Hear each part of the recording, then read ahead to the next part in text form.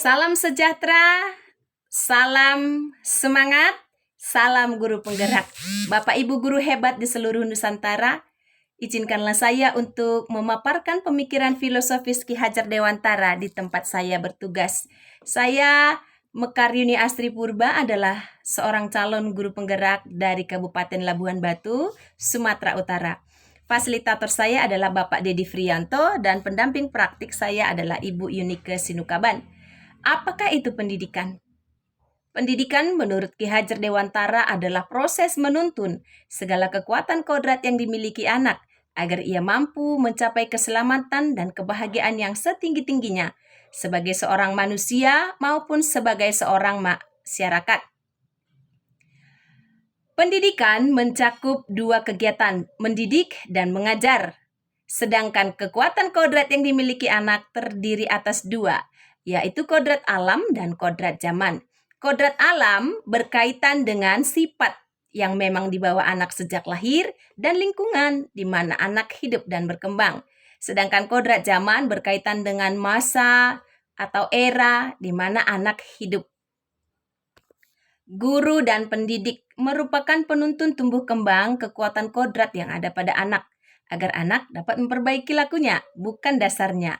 Hidup dan tumbuhnya kekuatan kodrat alam dan kodrat zaman anak. Dalam hal ini, pendidik dan guru menebalkan apa yang baik dari anak dan meminimalisir apa yang kurang baik dari anak. Dengan tetap memberikan nilai-nilai budaya yang sesuai dengan sosiokultural di mana anak hidup dan berkembang. Sedangkan dalam hal kekuatan kodrat zaman, pendidikan yang dilakukan oleh guru dan pendidik berusaha menuntun anak untuk memiliki keterampilan sesuai dengan zaman di mana anak hidup. Seperti saat ini, anak-anak hidup di masa abad 21, di mana keterampilan teknologi itu sangat penting. Maka pendidik dan guru memberikan keterampilan abad 21 dan memberikan materi dengan tetap memperhatikan 4Cs. Pendidik dan guru juga merupakan petani kehidupan, sebab mereka merawat dan menuntun tumbuh kembang anak sesuai dengan kodratnya.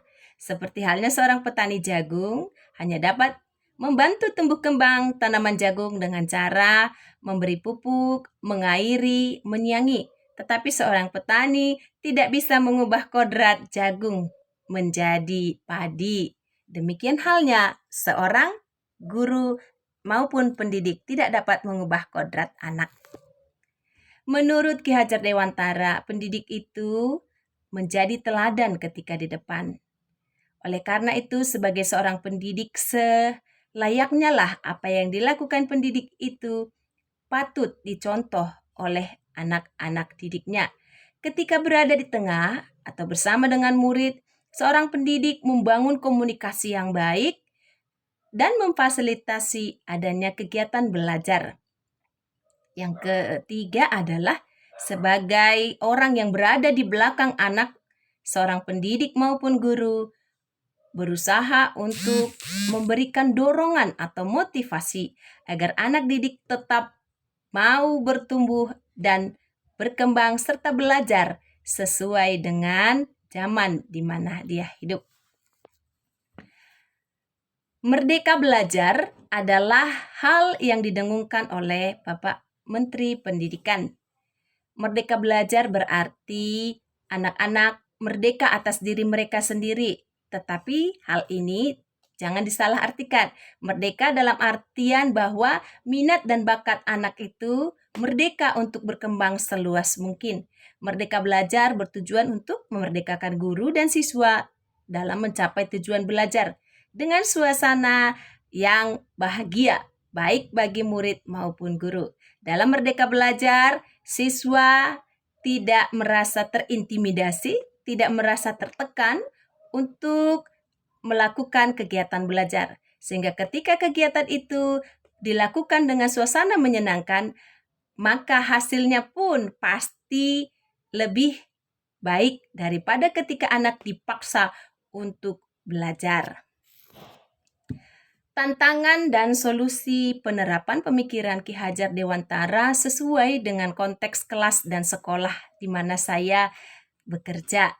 Tantangan yang pertama, sukar sekali untuk menuntun kekuatan kodrat anak, baik itu kodrat alam maupun kodrat zaman, ketika anak belajar dari rumah. Solusinya adalah menjalin komunikasi dengan siswa dan tetap memberikan materi yang esensial yang diperlukan untuk keterampilan hidup dengan tetap memasukkan nilai-nilai budaya sosiokultural yang nantinya akan membentuk budi pekerti. Tantangan kedua adalah pandemi COVID-19 telah menciptakan pemikiran siswa bahwa nilai lebih penting daripada pengalaman belajar. Hal ini terlihat dari kurang antusiasmenya mereka di dalam kelas online ataupun dalam memberikan tugas-tugas yang ditagihkan. Bagi mereka, asal ada nilai, pasti naik kelas. Solusinya adalah sebagai seorang guru melakukan pendekatan dengan memberikan contoh nyata dari lingkungan anak-anak hidup dan berkembang, bahwa pengetahuan akan menghasilkan insan yang mandiri dan berdaya guna di tengah-tengah masyarakat. Sekianlah presentasi video dari saya. Semoga bermanfaat. Mohon maaf bila ada yang kurang berkenan. Terima kasih. Salam sehat, salam semangat.